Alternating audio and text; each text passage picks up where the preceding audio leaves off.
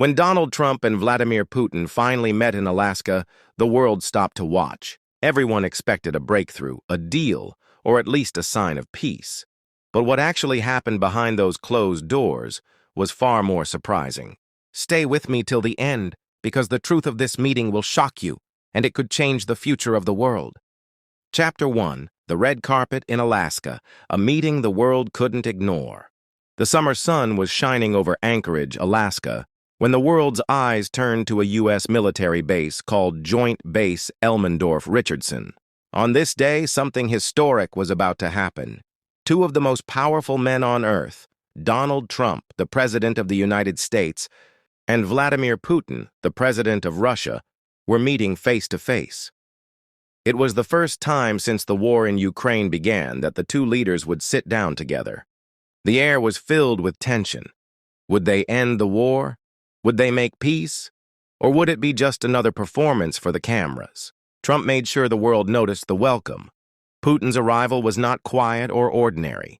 Instead, there was a red carpet, military bands, and an official limousine, the famous American car known as the Beast. Trump himself greeted Putin with a handshake that lasted longer than usual. The cameras flashed as both men smiled. It looked like friendship, but many wondered, was this real or just for show? The ceremony was carefully planned. Soldiers stood in formation. Flags of both countries waved in the breeze. Trump wanted this to look grand, powerful, and unforgettable. By giving Putin such a warm welcome, Trump broke the isolation that had surrounded Russia since the invasion of Ukraine in 2022. Western leaders had cut ties, but here in Alaska, Putin was no longer alone. He was being treated like an honored guest. In their short public words, both leaders kept things simple. Trump said, "This is a very important meeting. We are here to talk, and hopefully to make progress. The world is watching, and we want peace." His tone was hopeful, but not too detailed. He did not promise anything specific. Putin also spoke briefly. He replied, "Dialogue is always better than silence. We have much to discuss, and I hope today will be productive." His words were calm, but his expression showed confidence. By standing in Alaska next to the U.S. president, Putin had already won something: recognition and legitimacy. The journalists shouted questions, but none were answered. The two men turned, walked side by side into the building, and disappeared behind closed doors. For the next hours, nobody outside knew what was happening inside. The ceremony had ended, but the real story was just beginning.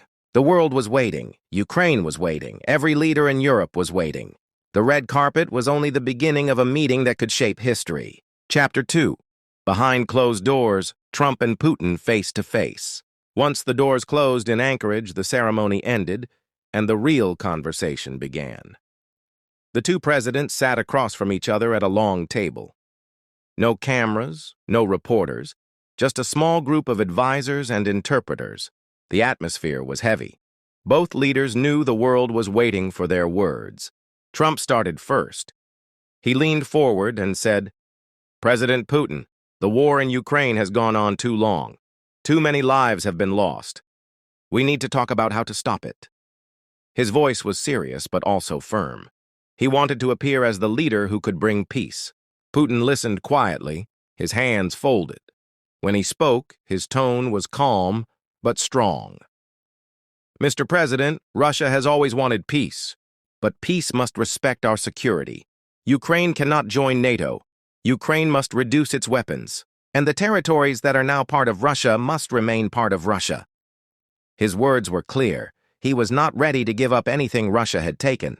Trump did not agree, but he did not argue loudly either. Instead, he said, "We need to find a middle ground. The world is tired of this war. People want to see progress. I believe we can make headway today." He repeated the word headway several times during the talks. He wanted to show that even a small step could be seen as success. For nearly 3 hours, the discussion went back and forth. Trump pushed for a ceasefire, at least a pause in fighting. He suggested that stopping the bombs and missiles, even for a short time, would show goodwill. Putin did not reject the idea completely, but he reminded Trump, "Any ceasefire must be on terms that protect Russia's interests. We cannot agree to something that leaves us weaker. The advisors on both sides sometimes spoke, but most of the time it was Trump and Putin talking directly. Trump's style was personal, almost casual. He tried to build trust, even using phrases like, "We can work this out," and "Let's not waste this chance." Putin, in contrast, spoke formally, carefully, as if every word was chosen for strategy. At one moment, Trump said something that caught attention later. "There's no deal until there's a deal." It sounded simple, but it revealed the truth. No agreement was reached inside that room. When the doors finally opened, the talks were over. The two men had spoken for hours, but the result was unclear.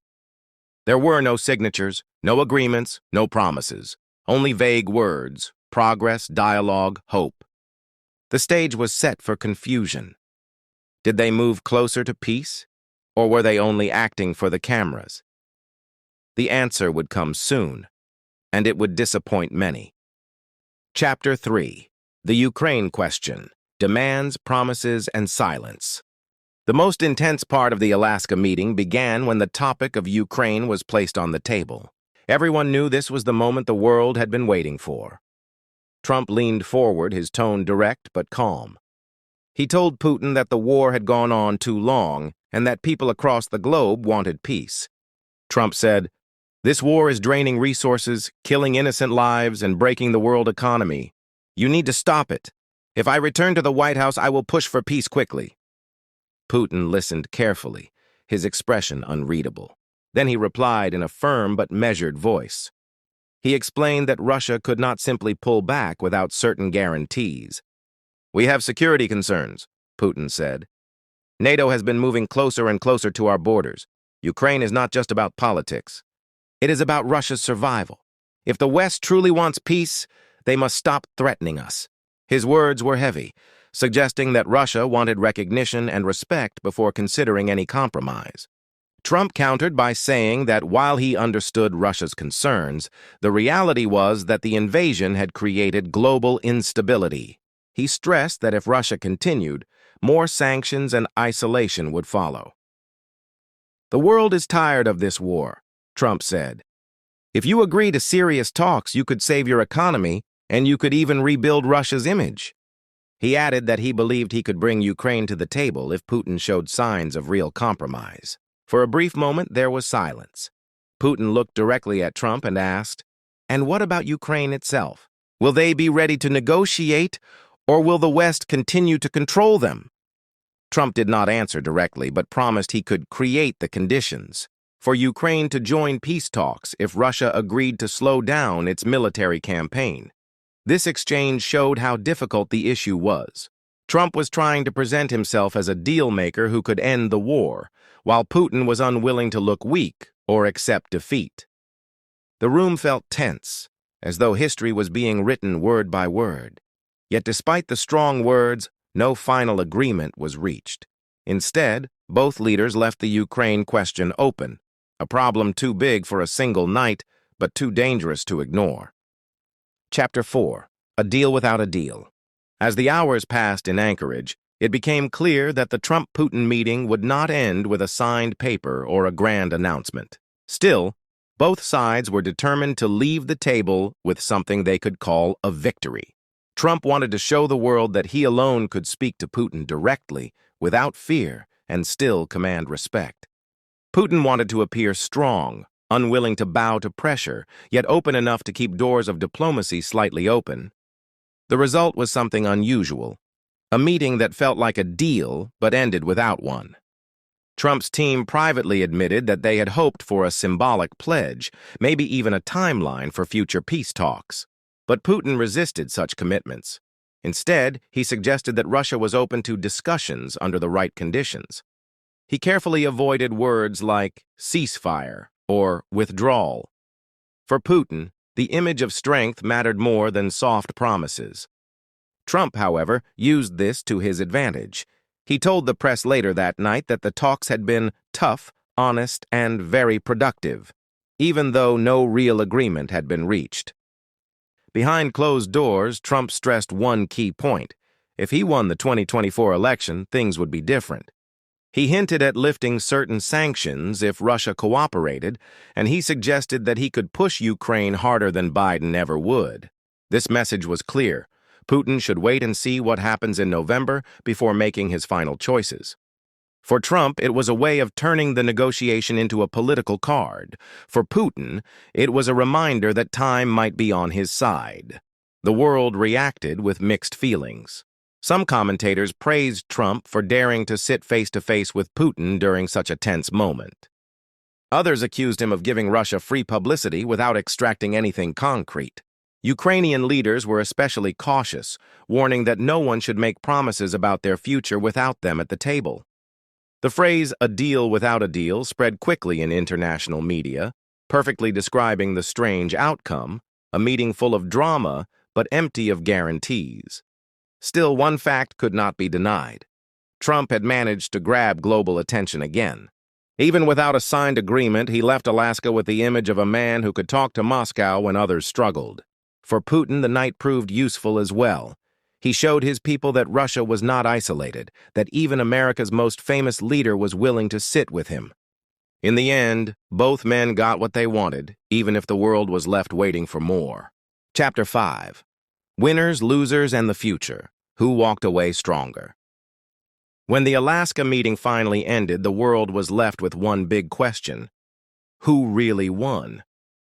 Both leaders walked out smiling, but behind those smiles were different stories. Donald Trump looked confident. He waved to reporters and said, "It was a great meeting, very productive." Putin, calm as always, told the press, "Russia has been heard.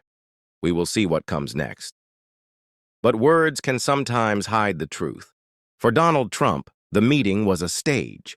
He wanted to show the American people that he was not afraid to face Putin directly. He wanted to look strong, like a leader who could control the room. In some ways, he succeeded.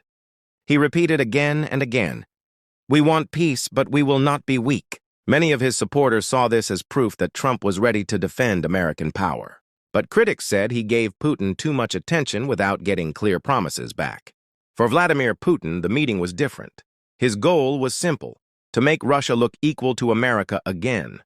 By sitting across from Trump in Alaska, in front of cameras flashing around the world, he already achieved part of that goal. Putin wanted the world to see him not as an isolated leader, but as someone powerful enough to force America into dialogue. On this stage, he appeared calm, patient, and even fatherly, while Trump spoke more emotionally. Some observers said this gave Putin the upper hand in image, even if no big deal was made. But who lost? Ukraine worried the most. Their officials watched every word, hoping for clear promises of U.S. support. Trump said, "We stand with Ukraine," but he also asked for dialogue with Russia. That uncertainty made Ukraine feel uneasy. NATO allies, too, were nervous. If America softened its stance, Europe might be left alone to face Moscow. The truth is, there was no clear winner. Trump left with a stronger image at home. Putin left with global respect. But Ukraine and NATO were left unsure of tomorrow. The world still waits to see if these talks will bring peace or more tension. And so the question remains, was this meeting a step forward or just another show? Only time will answer. So what do you think? Who truly walked out of this meeting stronger, Trump or Putin? Some say Trump showed boldness. Others believe Putin kept the upper hand with his calm silence. But one thing is clear. This meeting will echo in world politics for years to come. Now, I want to hear from you. Tell me in the comments, if you were sitting at that table, what would you ask these two powerful men? If this story opened your eyes, don't forget to hit the like button and share it with your friends. And if you want more powerful stories told in simple English, subscribe to Glorious English and join our journey of learning through the world's most dramatic events. Because history is not just about the past, it's about the lessons we live today.